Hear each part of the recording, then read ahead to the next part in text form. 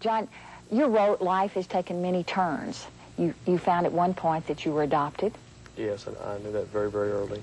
Your family told you, your adoptive family told you this early. Yes. How did you accept that? Do you remember? Well, I don't remember being told, but I remember always knowing that I was adopted, but it was always very subtle and in the background of things. No issue was made about it. Right. Were you comfortable with that idea then, learning it? Do you think that's the way to have, the best way to handle this sort of circumstance? I think the earlier people know that they're adopted, the better. I know some folks who have learned in their teens and in their 30s and even in their 50s, and it's very traumatic to them at that particular point. They're sort of set into their life by then. Yes, and it comes as a real shock to them, knowing at an age 4 or 6 or whatever young age that each person can handle that kind of thing. I think that just growing up with it is healthier. You had never thought that you would ever seek your natural parent? No. That had just not been anything that you hadn't had a lot of curiosity or a lot of thoughts about this? I really didn't. I grew up with a lot of love and care from parents and from aunts and uncles. And security? Yes, and never really thought much about it. In fact, my wife had more curiosity than I did over the years. Well, there are health factors that are involved. It's knowing your natural health heritage. Now, that was one thing that always bothered me. I would go to a new doctor and have to fill out the forms, and I always had to put down that I was adopted. I didn't know whether in my background we had heart attacks or diabetes or arthritis or any of that. So that always concerned me. And so it came as sort of an unusual thing that you found yourself suddenly at this stage of your life with a little bit of curiosity, and particularly where your health records were concerned. Yes. And then finding that your own sister, your adopted sister, had also taken the route of finding some of her natural heritage. Yes. And you met Jenny Cope. Yes, I did. A remarkable woman. Oh, she's terrific. She really is. And what did you ask her? Well, I said to her, Jenny, I would like to look for my birth mother. Can you help me?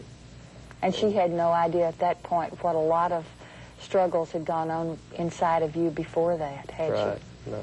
What was her response? She said yes. I mean, she's very eager to help people that want to find birth parents or birth parents who want to find adopted children, and she was very open to it. Once you had committed to her and said that, once you had a firm commitment between the two of you, then did your feelings internally change? Yes. Yes. After I hung up from her, I wondered, what in the world have I done? Yeah. Yeah. And then you questioned why. Yes. And you do feel a little bit of guilt, a little bit of twinge of... Your adoptive parents are both deceased? Yes, they are. Okay. And I guess from my standpoint, that made it easier for me to look. But you then switched at first from being incredulous, I'm sure, that you had done this, to suddenly, I bet you could hardly wait then. Am I correct? Yes. Yes. And I was very, very fortunate. I had a hospital birth record, which was given to my parents at the time that I was born. And on the back of that birth record was scratched my mother's maiden name, my birth mother's maiden name. With a pencil? Yes. Well, very faint. Yeah, yeah. So we had that to go with, and she... There was something very strange and very different about this, though, too, that we need to mention. Okay. She kept persisting that you look at that birth record over and over again, didn't she? Yes. When you talked with Jenny, she would say she had a feeling, an intuition. And so finally you found this written very faintly. I got it out. I mean, it's been in my possession for 20-some-odd years. Yeah. And I got it out and looked on the back of it, and there was the name there. Okay. So you called her and gave her this information? Yes. And then the search from her standpoint really began in earnest, didn't it? Yes, it did. Okay. How long did it take her before she called you with this information? Less than 2 weeks. It's just phenomenal, isn't it? Sure is.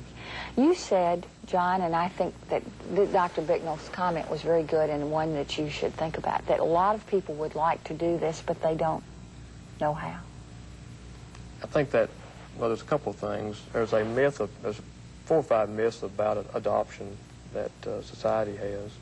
One of them is that if the adopted child who grows up to be an adult loves his or her birth parents so much that they would not want to look.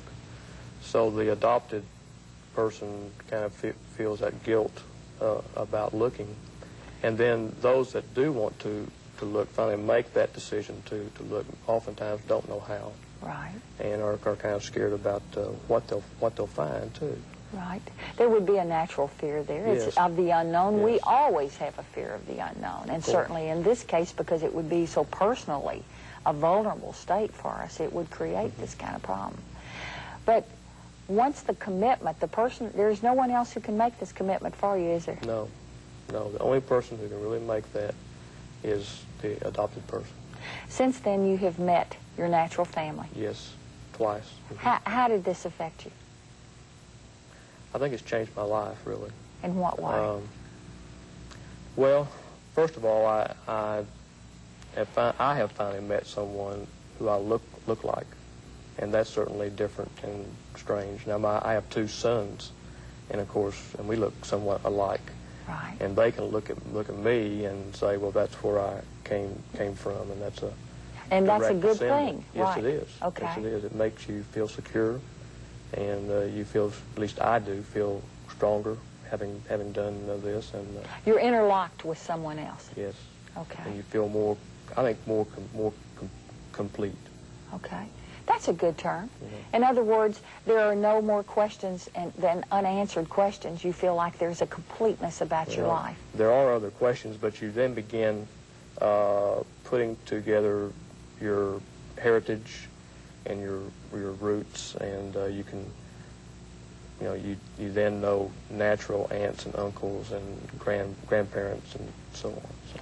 And find out why you reach back behind your ear and scratch Yes. all the time, which just little things like that. Or that maybe sometimes you learn uncomfortable things. You learn that heart attacks do run in your family, perhaps. I'm just supposing in this instance. So the first time, who did you meet first in your natural family? My mother. Your mother. Mm-hmm. What was it, an overwhelming emotion? No. No? She called me, and it seemed to take us only a very short period of time to connect and to feel like that we had known one another for a long, long time. About 4 days after I talked to her, my wife and I flew out to her home and met her and her husband, and I don't know, our whole 4 or 5 days there seemed very, very natural. We were open to one another, and it was a very positive feeling. That's an unusual. Had your lives ever crossed at any previous time? Never. No, I have a sister too, and they had moved around quite frequently. Her husband worked for Bendix and Philco, and they moved quite like Army people do. Yeah. And so we had never. But your paths had never crossed. No. You said, I think the key thing that you said, John, was that this has given you a sense of completeness. Yes. Do you feel it's very necessary for people, for most people, perhaps not for all people, we're not trying to say this is a blanket statement, because that never works, but for most people, we have a lot of questions within us, even in a normal circumstance of growing up with your own birth parents and all, there are questions that you need answered? I think that's right, and I like to reassure people that the research, and there has been done quite a bit of research, there's some very good books out on adoption and on birth parents and so forth.